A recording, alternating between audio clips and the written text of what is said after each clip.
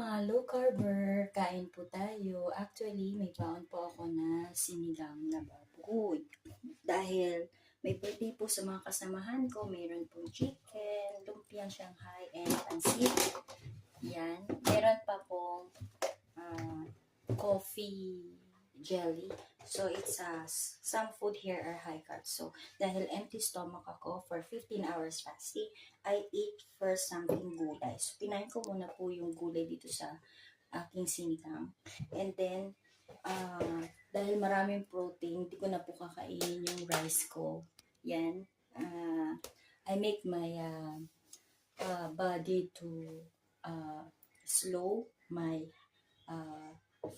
inflammation. So, because 1 cup of white rice equivalent for 15 teaspoon of sugar. No? So, yan.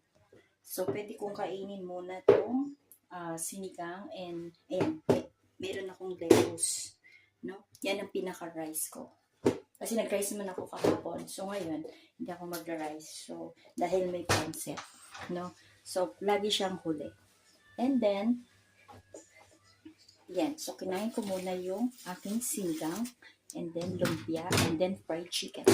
Then, mamaya na po yung pancit. Lagi po siyang huli.